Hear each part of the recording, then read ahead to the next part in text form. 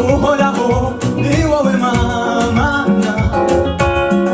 ni wowe byose bihanze amaso, watubereye ibyiringiro,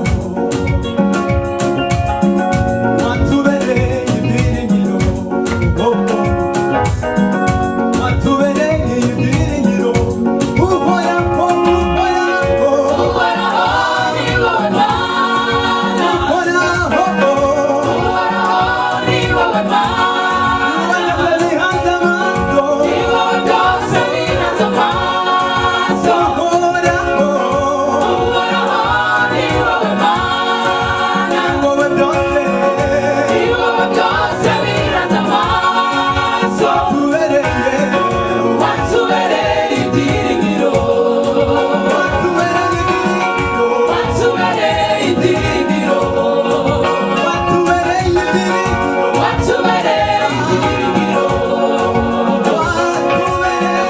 watubereye ibyiringiro.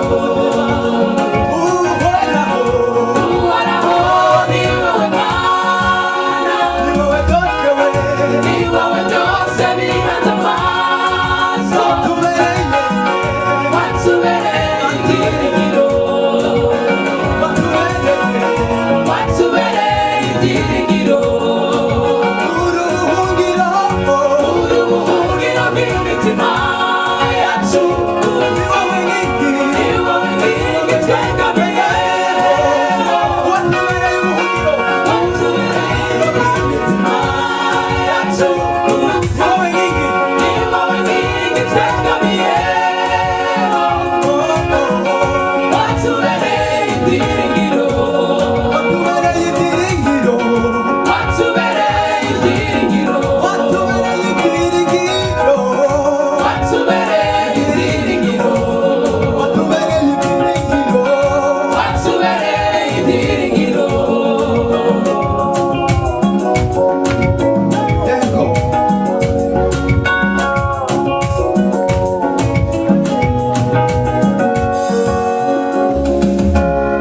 Ni wowe ushyigikiza intambwe zacu, urazizigamiye, kandi ni wowe wenyine shingiro ry'ubu buzima.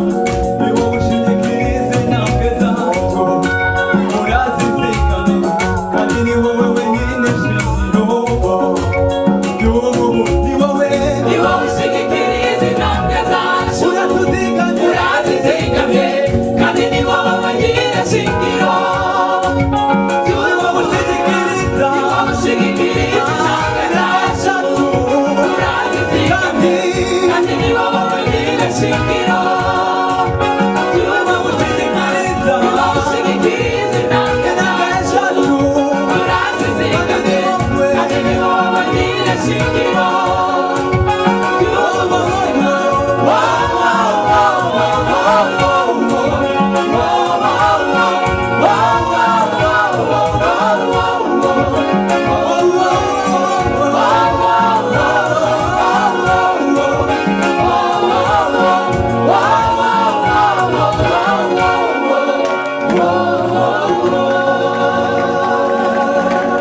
Hallelujah. Hallelujah. Let's pray. Father, we thank you, Lord Jesus, for this day. We welcome you in this place. We thank you for what you have done. Thank you for the day we have today. Thank you for the glorious moment we are going to have. Thank you for allowing people to come here today and be a blessing to so many. Let's clap for Jesus for being here today. Say hallelujah. Thank you so much. You may be seated today. Thank you, worship team. Thank you for doing what you are doing. Hallelujah. Amen. We are blessed to be here. All of us this morning. And we are here because God has allowed us to be here. Without Jesus giving us a room, we can't. Hallelujah. Amen. I know you are happy to be here today. And I know the other people have gone in different places. So we keep praying for them so that God can bring them safe. And also thank those who participated yesterday at the funeral.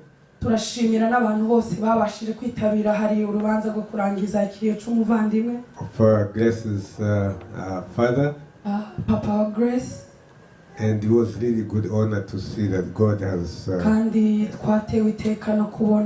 other people coming from other places. Thank you, Bethel Christian Center, for being here today. And we are happy and be blessed to have you today. As you know, the children's class has gone over the other side. So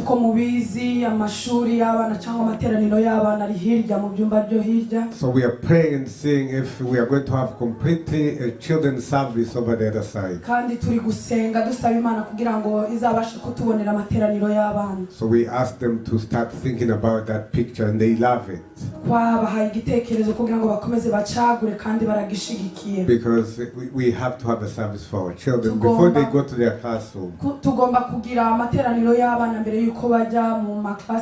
And all the children for Sunday school, they should go the other side, not allowed to be here anymore.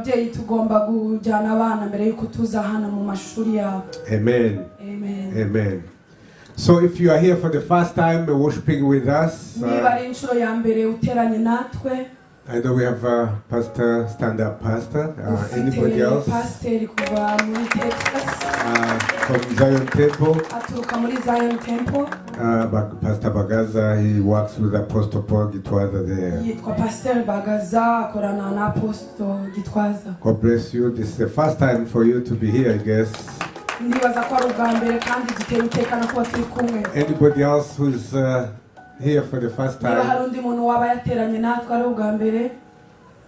Anybody else? Thank you. God bless you.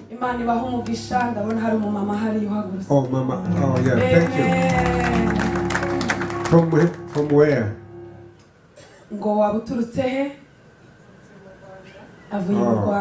Okay. Thank you. God bless you so much. You can see Mama Bzinshi, she's here back from Rwanda. Thank you so much. God bless you. It's a blessing again for her to be here. Hallelujah. Hallelujah. I have a few announcements before we proceed. Number one is now the priority is the word is wedding.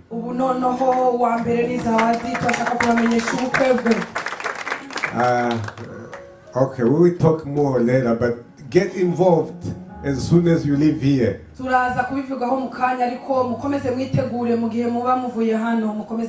no wasting time, no going to whatever. So when we say get involved, it requires everything. And monetary and also the work which is going to be God bless you so much. So October 10, we are going to welcome all new members. mu kwa 10 ku itariki 10 tuziyegereza abantu bashasha bashaka gukorana natwe. Please, if you are here and you have not been welcomed officially in the church, you need to sign up. There are protocol, there are papers over there. No, the other one. No, the blue one. BCC. The blue one. The papers over there.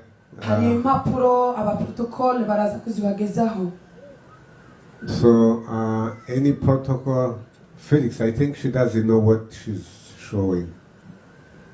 No, the other one. Yeah, those are the blue one. I forgot it. Just give it to me.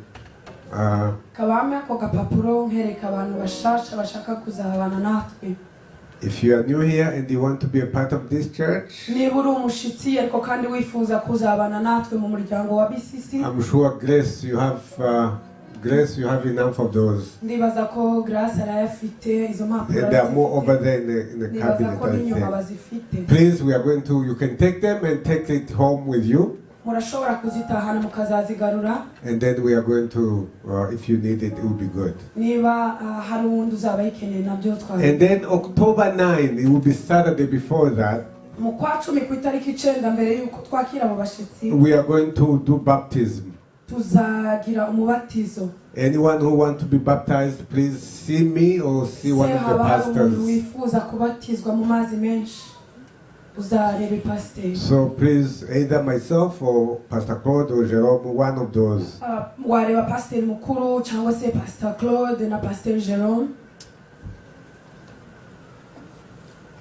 And then we are going to, last year God told us to move to different states to do mission of evangelism. When God says, I always respond. Ohio, we are going to be in Ohio October 15th. With probably half of the worship here will be going. October 29th, 30th, and 31st, we are going to be at the Zion Temple in Dallas. October 29, 30, and 31st to Texas.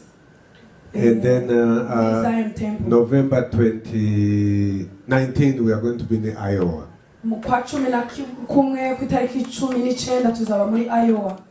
But you don't clap for Jesus for that?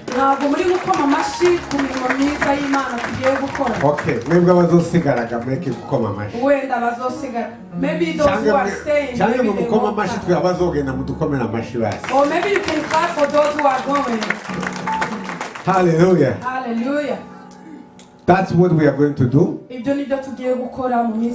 So we are going to all work with different pastors. In Ohio we have Pastor Mikebani. He's going to be working with us. And 2 other pastors who are going to be with us. In Dallas we are going to work with Apostle Paul Gitwaza for seminars and workshops. With the other pastors who are going to come from Texas. Ohio we have probably 4 or 5 pastors also who are joining us.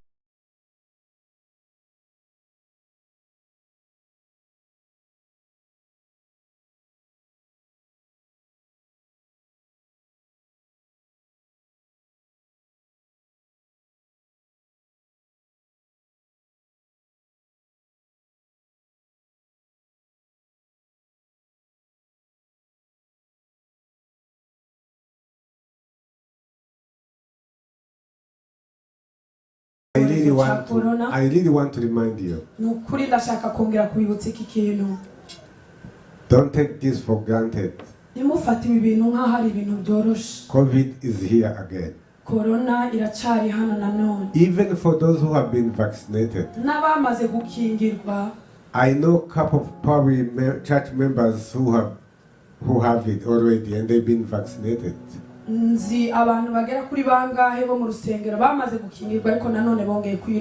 Yes, make sure ndagira ngo mbabwire ngo mumenye iki kintu. After greeting people, you have to wash your hands. Nyuma yo gusuhuzanya tugomba gukaraba. There's no joke. Ntago ari imikino. There's too much flu going on. Ubu tugeze mu mwanya wa grip. Or you can put your mask if you want. Ubishoboye washobora kwambara mask. Because it's not easy again. Ntabwo byoroshe. I'm sure Pastor in Texas, they are the champion now of COVID these days. Ndibaza ko ba pastor uvuye muri Texas nabo bashobora kuba ari mu bambere. So we really need to take this seriously. Nukuri ndagira ngo mbabwira ngo dufate iki kintu nkaho ari ikintu kidasanzwe. Because I didn't know that if you have COVID you can have it. Yes, it is not painful like if you have never been vaccinated. Ntabwo nari nzi ko wakingiwe nawe ashobora kongera kurwara COVID nubwo itaba ibabaje nk'utarakingirwa ariko nanone irashobora kugufata. Grandmothers, if you're old, please put up your mask most of the time. Bacu bakuru nyamuneka mugerageze mwongere mwambare mask niba bishoboka. Or if you have underlying condition that cyangwa se niba mufite ibindi birwara by'uryuririzi. Don't be like Mutima, you know. Nimwigereranye na pastor. Mutima gets sick but never goes down. Pastor arashobora kurwara ariko ntabwo bijya bimufata ngo yike hasi. Hallelujah. Amen. So we are going to, our worship team is going to sing for us again one more time. Tugiye gusaba abaririmbyi bacu kongera kuturirimbira. And once they sing, we are going to give our tithe and the offering to the Mu gihe Lord. baririmba turagira ngo dutange amaturo n'ibyacumi. Make sure all the musicians are ready to go this time. Ndagira ngo mbabwire mbasabe iki kintu abantu bose bacuranga babe tayari. Where is the apotre yatubwiye ngo intebe ngo igira ibindi bintu bikomeye ahangaha. Apostle told us this altar has so many things and powerful things. God bless you so much. Imana ibahe umugisha.